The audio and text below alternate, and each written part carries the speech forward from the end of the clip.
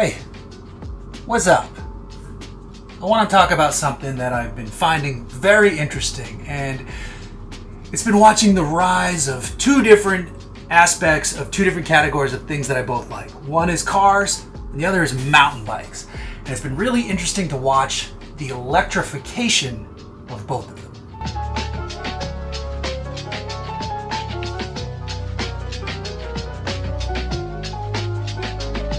So, it's been really interesting, like I said, to watch the rise of electrification in both segments.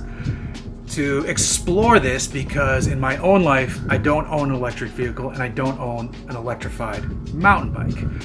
So I reached out to my friends at Ford and grabbed the electric Transit that I'm sitting in right now. And then I reached out to my buddy Drew, who runs a website called The Lone Wolf. He put me in touch with the good folks at Trek, and they let me borrow this, which is the Trek Rail, their top-of-the-line electric mountain bike. And I've been putting both to the test, and I've driven many electric vehicles over the years, but this is my first real taste of an electric mountain bike, minus a few brief rides here and there. And I'm going to start this off, even though I've already started, by saying that I love cars.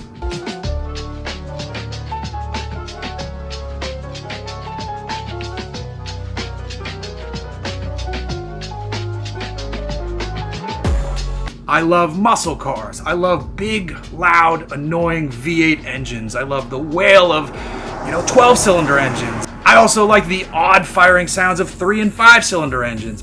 At the same time, I really appreciate and enjoy electric vehicles. I think my wife's next car is going to be electric.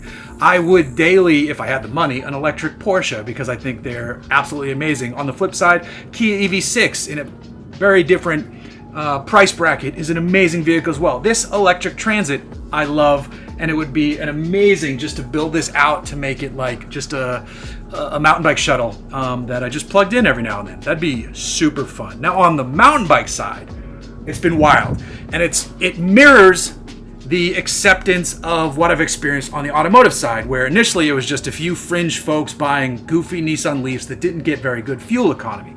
And then cars got better and better, and then Tesla broke the mold with the range, and then from there every other automaker was like, okay, we gotta, almost every other automaker is like, all right, we gotta find a way to play this game correctly, and they've been doing so, and there's so many great choices out there. Now, as that's happened, more and more people have been open to the idea of the electric vehicle, and that's been really interesting to watch. On the mountain bike side, I ride with a group of folks who, when electric mountain bikes first came out, they were like, I'll never touch one of those. That's sacrilegious. What the hell? Slowly but surely, people in our group started getting them, and they just fell in love with them. I'm the last one in my group who still rides an acoustic or an analog bike, whatever you want to call it. I have a Trek Fuel EX 9.8, a 2020 model. And I love that bike. But I miss riding with the group because I just can't keep up with them on the electric mountain bikes. Now, for those of you who are curious, these are not throttle powered. These are not class 2, class 3 bikes. A true electric mountain bike in the sense that I'm talking about, like this Trek Rail, is a class 1 bike. It's pedal assist. You still have to pedal. Now, there's different levels of assist you can apply to it, but there's still a pedal aspect happening. This isn't like a Cake or a Sur-Ron or a Super 73 or something like that. Those are fun but different. This is still about mountain biking. Now that said, those people out there who are like, oh, the workout's the same. It's not the same. There is still a workout to be had. It's just different. The neat thing for me on this is that I can cover double the mileage in the same amount of time I would on my regular bike. So say I do an hour-long loop leaving from my house. Normally that'd be like 7-8 miles or whatever, depending on the elevation and which trails I'm hitting. I've been doing 14 and 15-mile loops in 59 minutes, and that's pretty cool. That means I'm getting to ride more of the fun parts of the trails in a shorter amount of time, and I can be back home and handle my responsibilities. So that part has been interesting as well. Now, another thing to note that's interesting with these electric mountain bikes is that they are enabling people who didn't think they'd be able to ride anymore to continue to ride. I've been passed on climbs on my regular bike by an older rider, and I'll chat them up and be like, how do you like, whatever bike they're on? And I was like, I love it. I thought I was done, but here I am back out, and they're getting their ride in, and it's great. They're smiling, they're having a good time. Maybe there's someone who's less able-bodied. They can get out there and they can ride as well. And then on the flip side, my friend who I mentioned earlier, Drew, he likes it because he has a young, I think his kid's like 1 year old or something. So he has a baby at home. He can go out, get his ride in, get his loop done, and be back home with plenty of time left to be a productive dad in the house and take care of the kiddo. And that's a great reason for one of these as well. Now, getting back to how it relates to the rise of the car, it's interesting, the parallels. So EVs are heavier than the average car. Electric mountain bikes are heavier than the average car. I think my Trek fuel is like 33 pounds, 30, maybe 30 even. I don't know. It's right there. This is just over 50. So that's a huge difference. So if this battery dies when you're out there, it's now a slug. And then speaking of the battery, it's weird initially to have to plug in your mountain bike. You get used to it pretty quickly, but it is weird.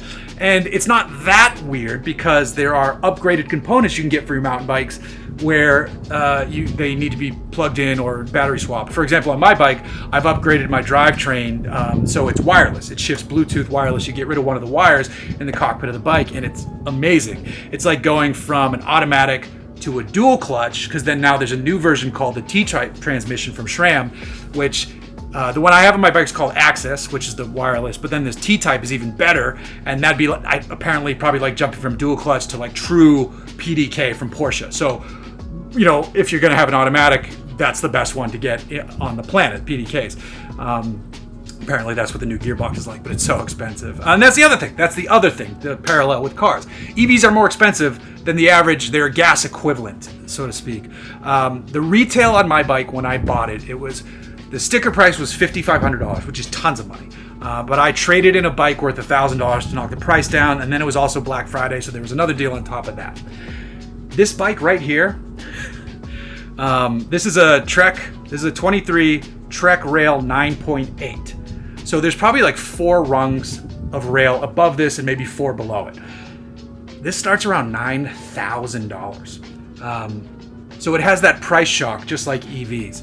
This one isn't just a regular rail. I've been trying to look up the color for this one because I'm like, I don't see that color off. That's because I flipped it over and it's a Project One bike, which if you know anything about Trek, Project One is basically like paint a sample for Porsche shoppers. So this is probably like an $11,000 bike. And then the top 9.9 models with that new T-type transmission, those are like $13,000, $14,000 bikes, which is fucking crazy, but people are spending it. Now, you don't have to spend that much. There are other great brands out there. I'm going to borrow a bike from a company called Marin soon. Marin Bikes make a range of bikes, but the one I'm going to borrow is their Alpine Trail E2. That's their top spec e-mountain bike, and I think it's around $6,000. When I was looking to shop for one for myself, I was shopping in the $7,000 to $8,000 range because I had just sold a car, so I had some extra cash. I didn't pull the trigger on it just because I was talking about it with my wife, and it's just such an extravagant purchase. So it's really hard to justify. But I do use them, so there's that component of it. So there's the weight, the price, the getting used to charging. It's really interesting to watch the parallels happen. And as the acceptance of these bikes has filtered out, the acceptance of EVs has filtered out, it's been kind of interesting to see how it's changing my two respective passions, mountain biking and car shit.